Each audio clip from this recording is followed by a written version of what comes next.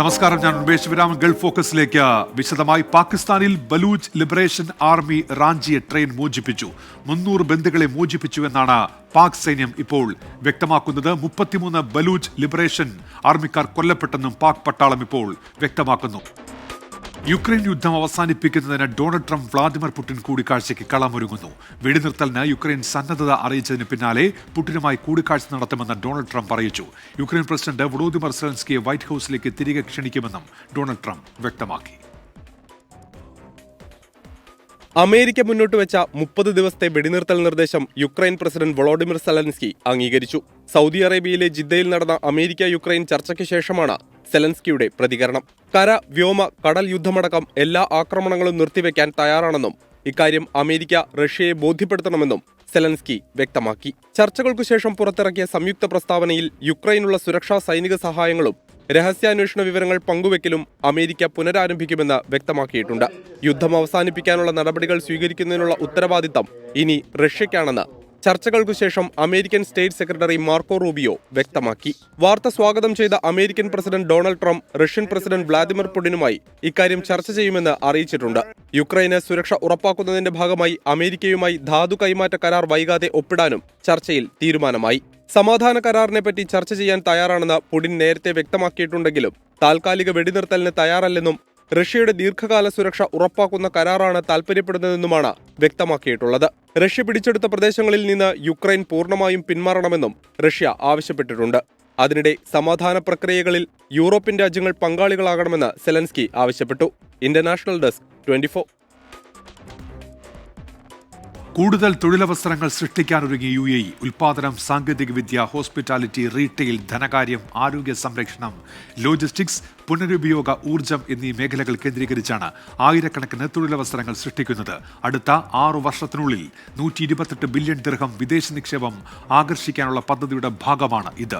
വിദേശ നിക്ഷേപം ഇരട്ടിയാക്കാനുള്ള ദേശീയ നിക്ഷേപ പദ്ധതിക്ക് UAE മന്ത്രിസഭ അംഗീകാരം നൽകിയിരുന്നു. 2023 112 ബില്യൺ ദിർഹമായിരുന്ന വിദേശ നിക്ഷേപം 2031 240 ബില്യൺ ദിർഹം ആക്കാനാണ് ലക്ഷ്യം.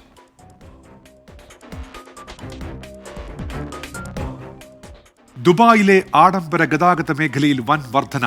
കഴിഞ്ഞ വർഷം 44% വർധനയാണ് മേഖലയിൽ ഉണ്ടായതെന്ന് Dubai Roads and Transport Authority അറിയിച്ചു. ദുബായിലെ ആഡംബര ഗതാഗത മേഖലയിൽ സമീപകാലത്ത് റെക്കോർഡ് വളർച്ചയാണ് രേഖപ്പെടുത്തിയിരിക്കുന്നത്. സുസ്ഥിരമായ വളർച്ചയാണ് ഈ സുപ്രധാന മേഖല കഴിഞ്ഞ വർഷങ്ങളിൽ കൈവരിച്ചതെന്ന് RTA പൊതുഗതാഗത അതോറിറ്റിയിലെ planning and business development director Adil Shakri പറഞ്ഞു. കഴിഞ്ഞ വർഷം ഈ മേഖലയിൽ 4.34 കോടി ട്രിപ്പുകളാണ് രേഖപ്പെടുത്തിയത്. 2023 ഇത് 3.2 കോടി യാത്രകളായിരുന്നു. സഞ്ചാരികളുടെയും താമസക്കാരുടെയും വർദ്ധിച്ചുവരുന്ന ആവശ്യങ്ങൾ പരിഗണിച്ച് RTA നടപ്പാക്കിയ പദ്ധതികളുടെ വിജയമാണ് വളർച്ച അടയാളപ്പെടുത്തുന്നതെന്ന് അധികൃതർ വ്യക്തമാക്കി. ഇ-ഹെയിൽ സർവീസുകളിലും വളർച്ചയുണ്ടായിട്ടുണ്ട്. ഇ-ഹെയിൽ മേഖലയിൽ 32% വളർച്ചയാണ് രേഖപ്പെടുത്തിയത്. ഉപഭോക്താക്കൾക്ക് കൂടുതൽ സന്തോഷം പകരുന്നതിനായി കൂടുതൽ പദ്ധതികൾ നടപ്പാക്കി വരികയാണെന്നും RTA അറിയിച്ചു. 24 ദുബായ്. വ്രതശുദ്ധിയിൽ വിശ്വാസികൾ.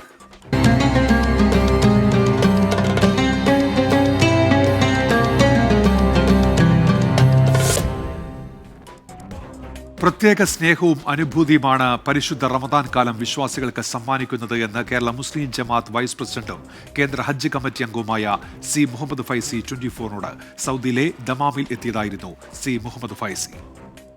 പുണ്യങ്ങൾ പൂക്കുന്ന പരിശുദ്ധ റമദാൻ കാലം വിശ്വാസികൾക്ക് സമ്മാനിക്കുന്നത് പ്രത്യേക സ്നേഹവും അനുഭൂതിയുമാണെന്ന് കേരള മുസ്ലിം ജമാഅത്ത് വൈസ് പ്രസിഡന്റും കേന്ദ്ര ഹജ്ജ് കമ്മിറ്റി അംഗവും കൂടിയായ സി മുഹമ്മദ് ഫൈസി പറഞ്ഞു. ലോകത്തിലെ എല്ലാ മനുഷ്യർക്കുമിടയിൽ സൗഹൃദത്തിന്റെ പാലം തീർക്കാൻ ഈ മാസത്തിലൂടെ കഴിയണമെന്നും അദ്ദേഹം വിശ്വാസികളോട് പറഞ്ഞു. പ്രത്യേകമായ ഒരു അനുഭൂതിയും സ്നേഹവുമാണ് ഈ റമദാനിൽ മനസ്സിൽ കടന്നു വരുന്നത്.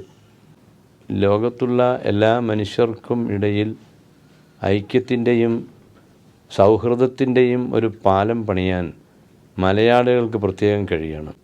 മനുഷ്യൻ എന്ന നിലയിലുള്ള ഒരു സ്നേഹം രൂപപ്പെടുത്താൻ തീർച്ചയായും ഈ പരിശുദ്ധ റമദാനിൽ കഴിയും.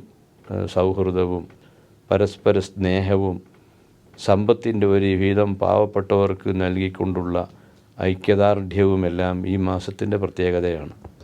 റമദാൻ കാലം നൽകുന്ന ഏറ്റവും വലിയ സന്ദേശം സൗഹൃദവും സമാധാനവും പാവപ്പെട്ടവരോടുള്ള അനുകമ്പയുമാണ്. അതിനൊരു പ്രചോദനമായി മാറുകയാണ് ഈ പരിശുദ്ധ റമദാൻ. പരിശുദ്ധ റമദാൻ മനുഷ്യന് നൽകുന്ന ഏറ്റവും വലിയ സന്ദേശം സൗഹൃദവും സമാധാനവും പാവപ്പെട്ടവരോടുള്ള അനുകമ്പയുമാണ്. കാരണം ഉള്ളവനും ഇല്ലാത്തവനും മണിക്കൂറുകളോളം ഭക്ഷണം കഴിക്കാതെ സന്ധ്യാസമയത്ത് മാത്രമാണ് ഭക്ഷണം കഴിക്കുന്നത്.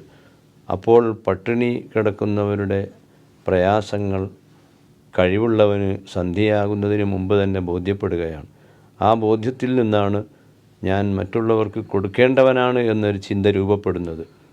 അങ്ങനെ ആരും പറയാതെ തന്നെ പാവങ്ങൾക്ക് ഗുണം ചെയ്യണമെന്ന ഒരു ചിന്ത റമദാൻ ഉണ്ടാക്കുന്നത് കൊണ്ട് ഏറ്റവും കൂടുതൽ സാമ്പത്തിക സഹായം ചെയ്യുന്ന ഒരു ജനതയായി വിശ്വാസികൾ മാറുകയാണ്. അതിനുള്ള പ്രചോദനം പരിശുദ്ധ റമദാനാണ്. റമദാനിലെ രണ്ടാമത്തെ 10 ഏറെ ശ്രേഷ്ഠമുള്ളതാണെന്നും പ്രാർത്ഥനാഭരിതരാകാൻ പ്രവാസലോകത്തെ വിശ്വാസ സമൂഹം സജ്ജരാകണമെന്നും അദ്ദേഹം പറഞ്ഞു. രണ്ടാമത്തെ 10 എന്ന് പറയുന്നത് ജീവിതത്തിൽ വന്നുപോയ പാപങ്ങൾ പുറത്തു തരണമേ എന്ന് കർത്താവായ അള്ളാഹുവിനോട് വീണ്ടും വീണ്ടും പ്രാർത്ഥിക്കുക. അതാണ് ഈ 10 ദിവസത്തിൽ വിശ്വാസികൾ ചെയ്തുകൊണ്ടിരിക്കുന്നത്. അങ്ങനെ അള്ളാഹു നമുക്ക് മാപ്പ് തരണമെങ്കിൽ നാം മറ്റുള്ളവർക്ക് മാപ്പ് നൽകണം. ആ ഒരു മനസ്സ് ഉണ്ടാകുമ്പോൾ മാത്രമേ സ്നേഹം രൂപപ്പെടുകയുള്ളൂ. അതാണ് മഗ്ഫിറത്ത് അല്ലെങ്കിൽ പാപമോചനം. മറ്റുള്ളവർ നമ്മോട് ചെയ്യുന്ന തെറ്റുകൾ നാം മാപ്പ് കൊടുത്താൽ ഏറ്റവും വലിയ അള്ളാഹു നമുക്ക് മാപ്പ് തരും. ഇതാണ് രണ്ടാമത്തിൻ്റെ സന്ദേശം. സുബൈറുദ്ദീനൂർ, 24, Dammam. Ponnani cultural world foundation Riyadh ഘടകത്തിന്റെ നേതൃത്വത്തിൽ സമൂഹ ഇഫ്താർ സംഗമം ഒരുക്കി. റിയാദ് എക്സിറ്റ് 18 അൽ മനഖ വിശ്രമ കേന്ദ്രത്തിൽ നടന്ന പരിപാടിയിൽ സാമൂഹിക രാഷ്ട്രീയ വിദ്യാഭ്യാസ രംഗത്തെ പ്രമുഖർ ഉൾപ്പെടെ 1300-ലധികം പേർ പങ്കെടുത്തു. സാംസ്കാരിക പരിപാടി മുഖ്യ രക്ഷാധികാരിയും സാമൂഹ്യ പ്രവർത്തകനുമായ സലീം കളക്കര ഉദ്ഘാടനം ചെയ്തു. പ്രസിഡന്റ് അൻസാർ നൈദല്ലൂർ അധ്യക്ഷത വഹിച്ചു. പരിപാടിയുടെ മുഖ്യ പ്രായോജകർക്കുള്ള ഉപഹാരങ്ങൾ ജനറൽ സേവനം chairman MA Khader, convener Abdul Razak എന്നിവർ സമ്മാനിച്ചു. ഇന്ത്യ ബുക്ക് ഓഫ് റെക്കോർഡ്സ് ജേതാവ് ഇസ സംദൂലിന് ട്രഷറർ ഷമീർ മേഘ ഉപഹാരം നൽകി. വൈസ് പ്രസിഡന്റ് അസ്ലം കളക്കര ആമുഖ പ്രഭാഷണം നടത്തി. ജനറൽ സെക്രട്ടറി കബീർ കാറൻസ്, രക്ഷാധികാരികളായ KT അബൂബക്കർ എന്നിവർ ആശംസകൾ നേർന്ന് സംസാരിച്ചു. സുഹൈൽ മഖ്ദൂം സ്വാഗതവും പ്രോഗ്രാം കൺവീനർ അൻവർ ഷാ നന്ദിയും പറഞ്ഞു. സംഘടനയുടെ സ്പോർട്സ് വിങ്ങിന്റെ നേതൃത്വത്തിൽ നടന്ന ലഹരി വിരുദ്ധ പ്രതിജ്ഞാ ക്യാമ്പയിനായ സേ നോ ഡ്രഗ്സിനും തുടക്കമായി. ക്യാൻവാസിൽ കയ്യൊപ്പ് ചാർത്തി സ്പോർട്സ് വിംഗ് കൺവീനർമാരായ ആഷിഫ് മുഹമ്മദ്, മുക്താർ എന്നിവർ ക്യാമ്പയിന് തുടക്കം കുറിച്ചു. മുഹമ്മദ് ബഷീർ മിസ്മാഹി കൽപ്പകഞ്ചേരി റമദാൻ സന്ദേശം നൽകി. ഇന്റർപോളിന്റെ വാണ്ടഡ് ക്രിമിനൽ തിരുവനന്തപുരത്തെ പിടിയിൽ. ലിത്വാനിയ സ്വദേശി ബെസ്യാക്കോവാണ് പിടിയിലായത്. കുരക്കണ്ടിയിലെ ഹോം സ്റ്റേയിൽ കുടുംബത്തോടൊപ്പം താമസിക്കുകയായിരുന്നു. രഹസ്യവിവരത്തിന്റെ അടിസ്ഥാനത്തിൽ പ്രത്യേക സംഘത്തിൻ്റെതാണ് നടപടി. ഷഫീദ് റാവുത്തറുണ്ട് തിരുവനന്തപുരത്ത് നിന്ന്. ഷഫീദ്, എന്തൊക്കെയാണ് വിവരങ്ങൾ? ഉന്മേഷ, ഇന്റർപോളിന്റെ വാണ്ടഡ് ക്രിമിനലാണ് ഇപ്പോൾ തിരുവനന്തപുരം വർക്കലയിൽ പിടിയിലായിട്ടുള്ളത്. 2022 US സർക്കാർ അനുവദിച്ച ക്രിപ്റ്റോ കറൻസി എക്സ്ചേഞ്ചായ ഗ്യാരൻഡെക്സിന്റെ സഹസ്ഥാപകനെ രാജ്യാന്തര സൈബർ ക്രിമിനൽ സംഘടനകൾക്ക് കോടിക്കണക്കിന് ഡോളർ കള്ളപ്പണം വെളുപ്പിക്കാൻ സൗകര്യമൊരുക്കിയതായിരുന്നു ഇയാൾ ചെയ്ത തെറ്റ്. ഇതിൽ പ്രതിയായിട്ടുള്ള ലിത്വാനിയ സ്വദേശി ബെസ്യാക്കോവ്, 46 വയസ്സുകാരനായ ബെസ്യാക്കോവാണ് ഇന്ന് വർക്കലയിൽ പിടിയിലായിട്ടുള്ളത്. വർക്കലയിലെ കുരക്കണ്ണിയിലെ ഒരു ഹോം സ്റ്റേയിൽ കുടുംബത്തോടൊപ്പം ഉല്ലാസ ജീവിതം നയിക്കുകയായിരുന്നു. ഇതിനിടയിലാണ് രഹസ്യവിവരത്തിന്റെ അടിസ്ഥാനത്തിൽ പ്രത്യേക അന്വേഷണ സംഘം ഇയാളെ പിടികൂടുന്നത്. ലിത്വാനിയ സ്വദേശിയാണെങ്കിലും ഇന്ന് റഷ്യൻ പൗരത്വമുള്ള റഷ്യയിലെ സ്ഥിരതാമസക്കാരനാണ് ഇയാളെന്നുള്ളതും പോലീസ് ഒരു വിവരമായി പങ്കുവയ്ക്കുന്നുണ്ട്. ഇത് ഈ സംഭവം വലിയ വിവാദമായിരുന്നു. മാത്രമല്ല ഇത് ഈ രാജ്യാന്തര ഈ കറൻസി മാറ്റവുമായി ബന്ധപ്പെട്ടടക്കം വലിയ തരത്തിലുള്ള അന്വേഷണത്തിലേക്ക് വഴിവെച്ച ഒരു സംഭവമായിരുന്നു. ഏതായാലും ഇയാൾക്കെതിരെ ഡൽഹി ഈ പാട്ടിയാല കോടതി ഒരു വാറണ്ട് പുറപ്പെടുവിച്ചിരുന്നു. നിലവിൽ ഇപ്പോൾ പിടികൂടിയിട്ടുള്ള പ്രതിയെ വർക്കല കോടതിയിൽ പോലീസ് ആറ്റിങ്ങൽ കോടതിയിൽ ഹാജരാക്കിയിട്ടുണ്ട്. വർക്കല പോലീസ് ഇയാളെ ജുഡീഷ്യൽ കസ്റ്റഡിയിൽ വിട്ടിരിക്കുകയാണ്. ഇപ്പോൾ തുടർ നടപടികൾക്ക് ശേഷം മാർച്ച് 14 പ്രതിയെ ഡൽഹിയിലെ പാട്ടിയാല കോടതിയിൽ ഹാജരാക്കുമെന്ന് പോലീസ് വിവരം നൽകുന്നുണ്ട്. ഏതായാലും ഈ ഗ്യാരൻഡെക്സിന്റെ പ്രാഥമിക സാങ്കേതിക അഡ്മിനിസ്ട്രേറ്റീവ് ആയിരുന്നു ബെസ്യാക്കോവെന്നും നിർണായകമായ ഗ്യാരൻഡെക്സിന്റെ അടിസ്ഥാന സൗകര്യങ്ങൾ നേടുന്നതിനും പരിപാലിക്കുന്നതിനും ഇയാൾ ഇടപാടുകൾ അവലോകനം ചെയ്യുന്നതിനും അടക്കം ഇയാൾ ഉത്തരവാദിയാണെന്നും നേരത്തെ അന്താരാഷ്ട്ര സംഘടനകൾ ഇതുമായി ബന്ധപ്പെട്ട് ആരോപിച്ചിരുന്നു. ഏതായാലും വലിയ ചർച്ചയായ ഒരു വിഷയത്തിലെ പ്രതിയാണ് തിരുവനന്തപുരത്ത് നിന്നിപ്പോൾ പോലീസ് പിടികൂടിയിട്ടുള്ളത്. ഉന്മേഷ്. ഷഫീദ് റാവുത്തറാണ് വിവരങ്ങൾ നൽകിയത്. തിരുവനന്തപുരം നെയ്യാറ്റിൻകരയിൽ ഗാന്ധിജിയുടെ കൊച്ചുമകൻ തുഷാർ ഗാന്ധിയെ തടഞ്ഞ് RSS BJP പ്രവർത്തകർ. RSSും BJPയും രാജ്യത്തിന്റെ ആത്മാവിനെ ബാധിച്ചിരിക്കുന്ന ക്യാൻസർ എന്ന പരാമർശമാണ് പ്രകോപനത്തിന് ഇടയാക്കിയത്. നിലപാടിൽ മാറ്റമില്ല എന്നറിയിച്ചാണ് തുഷാർ ഗാന്ധി മടങ്ങിയത്. ഗാന്ധിജിക്ക് ജയ് വിളിച്ചും തുഷാർ ഗാന്ധി പ്രതിരോധിച്ചു.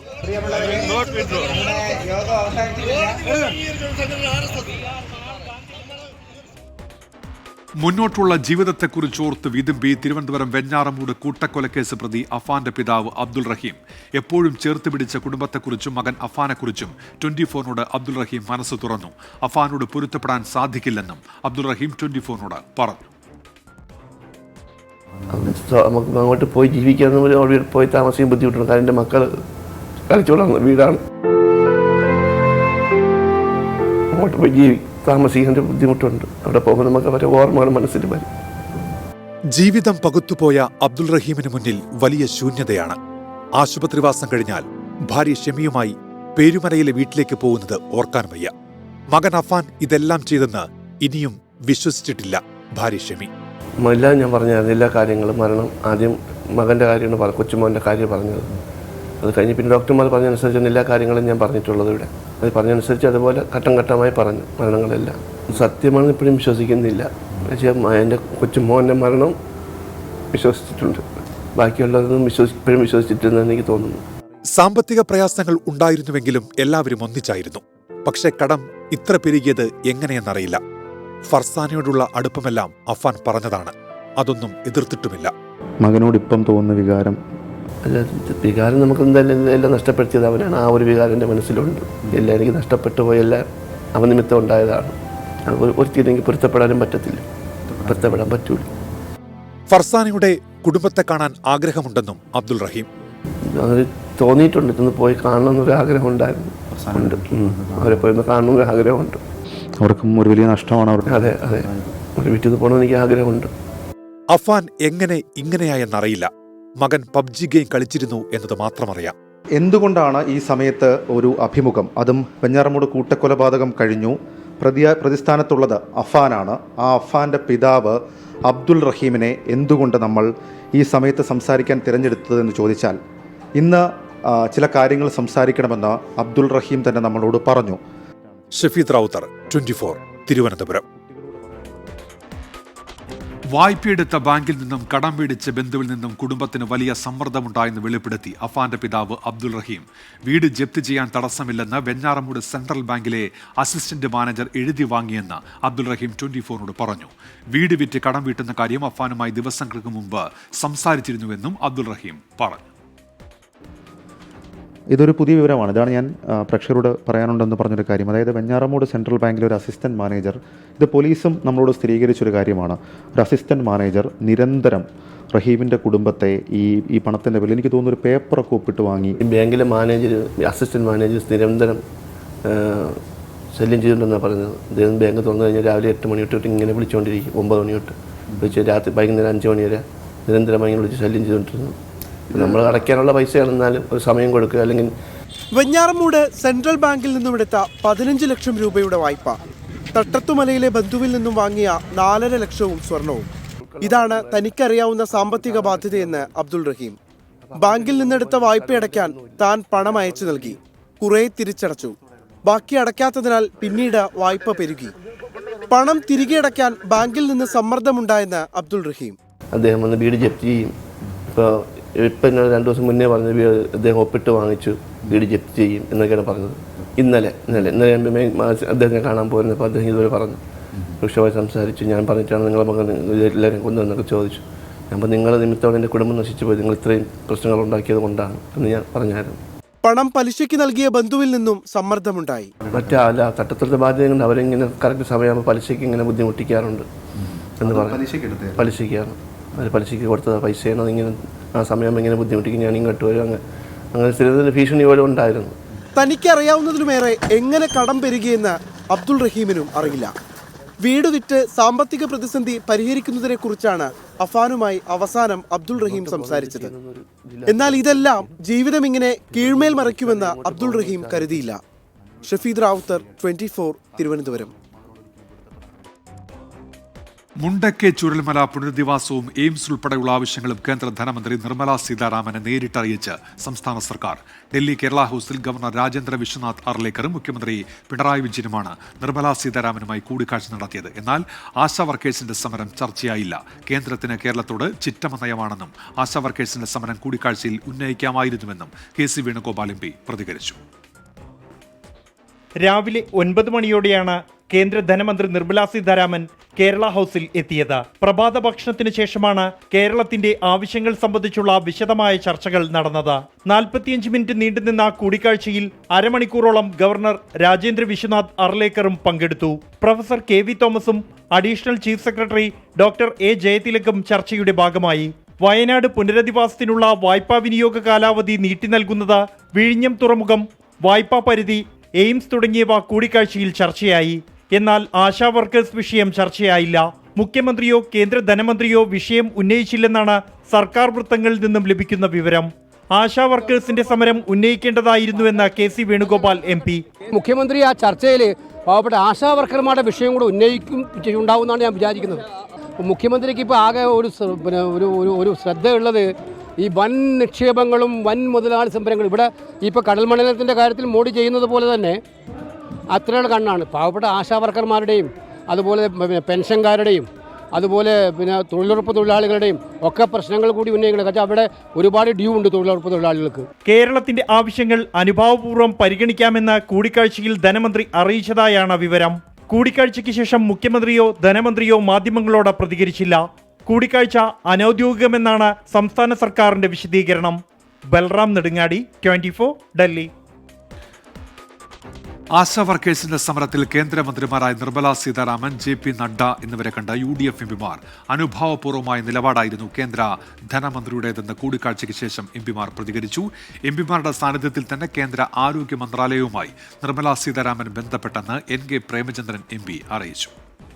കേന്ദ്ര ആരോഗ്യമന്ത്രി ശ്രീ JP നദ്ദയുമായി കൂടി ആലോചിച്ചതിന് ശേഷം, മീറ്റിംഗ് വിളിച്ചു ചേർത്ത് കൂടിയാലോചിച്ചതിന് ശേഷം ആശാ വർക്കേഴ്സിൻ്റെ കാര്യത്തിൽ ശാശ്വതമായ പരിഹാരമുണ്ടാക്കാനുള്ള ഒരു സ്കീം തയ്യാറാക്കും, അല്ലെങ്കിൽ നടപടികൾ സ്വീകരിക്കുമെന്നുള്ള വ്യക്തമായ നിയതമായ ഉറപ്പാണ് ആ യോഗത്തിൽ പാർലമെൻറ്റ് അംഗങ്ങളായിട്ടുള്ള ഞങ്ങൾക്ക് നൽകിയത്. മാത്രവുമല്ല, കേരളത്തിന് അർഹതപ്പെട്ട വിഹിതം നൽകുന്നതിനെ സംബന്ധിച്ചുള്ള ശക്തമായ ആവശ്യവും ഞങ്ങൾ യോഗത്തിൽ ഉന്നയിക്കുകയുണ്ടായി. ആശാ വർക്കേഴ്സിനുള്ള ഓണറേറിയം കൂട്ടുമെന്ന് കൂടിക്കാഴ്ചയിൽ കേന്ദ്ര ആരോഗ്യമന്ത്രി JP നഡ്ഡ പറഞ്ഞെന്നും ഇൻസെന്റീവ് വർദ്ധിപ്പിക്കുമെന്ന് ഉറപ്പ് നൽകിയെന്നും കൊടിക്കുന്നിൽ സുരേഷ് MP. ഓണറേറിയം വർദ്ധിപ്പിക്കുന്ന കാര്യം ഗവൺമെൻറ് പരിഗണിക്കുകയാണ്. എത്രയും പെട്ടെന്ന് അതുമായി ബന്ധപ്പെട്ട തീരുമാനം ഉണ്ടാകുമെന്നാണ് ഇപ്പോൾ JP നഡ്ഡ ഞങ്ങൾ ഈ പത്രക്കാരെ കാണാൻ വരുന്നതിന് തൊട്ട് മുമ്പ് അദ്ദേഹത്തെ കണ്ടപ്പോൾ അദ്ദേഹം ഉറപ്പ് നൽകിയത്. പാലക്കാട്ട് എലപ്പുള്ളി മദ്യനിർമ്മാണശാല തുടങ്ങുന്ന ഒയാസിസിനെതിരെ ചട്ടവിരുദ്ധമായി കൂടുതൽ ഭൂമി കൈവശം വെച്ചതിൽ മിച്ച ഭൂമി കേസെടുക്കാൻ റവന്യൂ വകുപ്പ് താലൂക്ക് ലാൻഡ് റവന്യൂ ബോർഡിനാണ് നിർദ്ദേശം നൽകിയത്. എല്ലാ നിബന്ധനകളും ചട്ടങ്ങളും ഒയാസിസ് പാലിക്കണമെന്ന് MP രാജേഷ് പറഞ്ഞു. കമ്പനിയുടെ ഭൂമി രേഖകൾ അപ്രത്യക്ഷമായെന്ന ആരോപണവുമായി കോൺഗ്രസ് നേതാവ് അനിൽ അക്കരയും രംഗത്തെത്തി. എലപ്പുള്ളി മദ്യനിർമ്മാണശാലയ്ക്ക് അനുമതി ലഭിച്ച ഒയാസിസ് കമ്പനിക്കെതിരെ CPI ഭരിക്കുന്ന റവന്യൂ വകുപ്പ് നടപടി തുടരുകയാണ്. 1963 ചട്ടപ്രകാരം കമ്പനികൾക്ക് കൈവശം വയ്ക്കാവുന്ന പരമാവധി ഭൂമി 12 മുതൽ 15 ഏക്കർ വരെയാണ്. എന്നാൽ ഒയാസിസിന്റെ കൈവശം 23.92 ഏക്കർ ഭൂമിയുണ്ട്. നിയമവിരുദ്ധമായാണ് കൂടുതൽ ഭൂമി ഒയാസിസ് കൈവശം വയ്ക്കുന്നത്. മിച്ച ഭൂമി കേസ് രജിസ്റ്റർ ചെയ്യാൻ താലൂക്ക് ലാൻഡ് ബോർഡിന് സ്റ്റേറ്റ് ലാൻഡ് ബോർഡ് അനുമതി നൽകി. ലാൻഡ് ബോർഡ് കേസിനെക്കുറിച്ച് അറിയില്ലെന്നും മറ്റെല്ലാ നിബന്ധനകൾക്കും വിധേയമായാണ് എക്സൈസ് മദ്യനിർമ്മാണശാലയ്ക്ക് പ്രാരംഭ അനുമതി നൽകിയതെന്നും മന്ത്രി MP രാജേഷ്. ഒയാസിസിന് കൊടുത്ത അനുമതി എന്തായിരുന്നു? വളരെ വ്യക്തമായിട്ടുള്ള അനുമതിയായിരുന്നു. മറ്റെല്ലാ നിബന്ധനകൾക്കും മാർഗനിർദ്ദേശങ്ങൾക്കും വിധേയമായി പ്രാരംഭാനുമതി നൽകുന്നു എന്നതാണ്. പ്രാരംഭാനുമതി മാത്രമാണ് എക്സൈസ് വകുപ്പ് ക്യാബിനറ്റ് തീരുമാനത്തിലൂടെ നൽകിയിട്ടുള്ളത്. ഭൂമിയുടെ ആധാരമോ പട്ടയമോ വില്ലേജ് ഓഫീസിൽ ഇല്ലെന്നും രേഖകൾ അപ്രത്യക്ഷമായെന്നും അനിൽ അക്ര ആരോപിച്ചു. ഏറ്റവും രസകരവും ഭീകരവുമായ മറുപടി എന്ന് പറയുന്നത്, എലപ്പള്ളി വില്ലേജ് ഓഫീസിൽ ഒയാസിസ് കമ്പനി വാങ്ങിയ ഭൂമികളുടെ മുന്നാധാരങ്ങളോ പട്ടയങ്ങളോ ആധാര രേഖകളോ ഒന്നും തന്നെ കാണാനില്ല എന്ന ഗുരുതരമായ വിഷയമാണ് എനിക്ക് നിങ്ങളുടെ മുന്നിൽ ഉന്നയിക്കാനുള്ളത്. നേരത്തെ നിർമ്മാണ പ്രവർത്തനങ്ങൾക്ക് അനുമതി തേടിയ ഒയാസിസ് കമ്പനിക്ക് CPI ഭരിക്കുന്ന കൃഷി റവന്യൂ വകുപ്പുകൾ ചേർന്ന് അനുമതി നിഷേധിച്ചിരുന്നു. 24 തിരുവനന്തപുരം.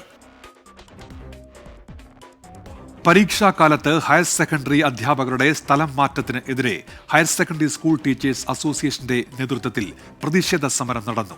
അധ്യാപകരുടെ നേതൃത്വത്തിൽ എറണാകുളം RTD ഓഫീസിന് മുന്നിൽ പ്രതിഷേധ സമരം നടത്തി. ഹയർ സെക്കൻഡറി സ്കൂളുകളിൽ ബാച്ചുകൾ പുനഃക്രമീകരിക്കുന്നതിനും അധ്യാപക തസ്തികകൾ വെട്ടിക്കുറയ്ക്കുന്നതിനുമുള്ള ശ്രമങ്ങളാണ് നടക്കുന്നത് എന്ന് പ്രതിഷേധക്കാർ ആരോപിച്ചു. സർക്കാർ ഉത്തരവ് റദ്ദാക്കണമെന്നും അധ്യാപകർ ആവശ്യപ്പെട്ടു.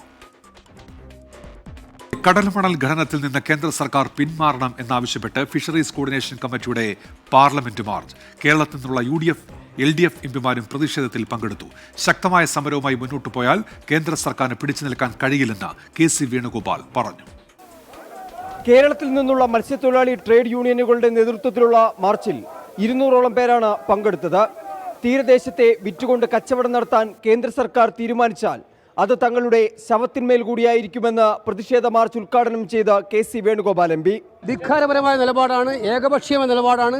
തീരദേശ ജനതയോടും മത്സ്യത്തൊഴിലാളികളോടും കേരളത്തോടും അടക്കമുള്ള തീരപ്രദേശങ്ങളുടെ വെല്ലുവിളിയാണത്. കേരളത്തിൽ നിന്നുള്ള UDF, LDF എംപിമാരും മാർച്ചിന് പിന്തുണ നൽകി വേദിയിലെത്തി. ഇന്ത്യയുടെ അടിസ്ഥാന മേഖല വികസിപ്പിക്കുമെന്ന് പ്രതിജ്ഞാബദ്ധമാണെന്ന് ആവർത്തിച്ച് പ്രഖ്യാപിക്കുന്ന ഈ കേന്ദ്ര സർക്കാർ ഇന്ത്യയിലെ ഏറ്റവും പ്രധാനപ്പെട്ട ഒരു അടിസ്ഥാന മേഖല പദ്ധതിയായി ഉരുത്തിരിയുന്ന വിഴിഞ്ഞം തുറമുഖത്തിന് വേണ്ടിയിട്ട് ഒരു രൂപ പോലും നൽകുന്നില്ല എന്നുള്ളതാണ് ഇതിൽ നിന്ന് വെളിവാകുന്നത്. പരിസ്ഥിതിയാഘാത പഠനം വേണ്ടെന്നും കടൽ ഖനനം നടത്താനുള്ള തീരുമാനത്തിൽ നിന്ന് കേന്ദ്ര സർക്കാർ പിന്മാറണമെന്നുമാണ് ഫിഷറീസ് കോർഡിനേഷൻ കമ്മിറ്റിയുടെ ആവശ്യം. മുഖ്യമന്ത്രിയുടെ നേതൃത്വത്തിൽ സർവകക്ഷി സംഘവുമായി പ്രധാനമന്ത്രിയെ കണ്ട് സംസ്ഥാനത്തിന്റെ ആശങ്ക അറിയിക്കുന്നതും കമ്മിറ്റിയുടെ പരിഗണനയിലുണ്ട്. 24 ഡൽഹി. ഇനി കായിക വാർത്തയിലേക്ക്.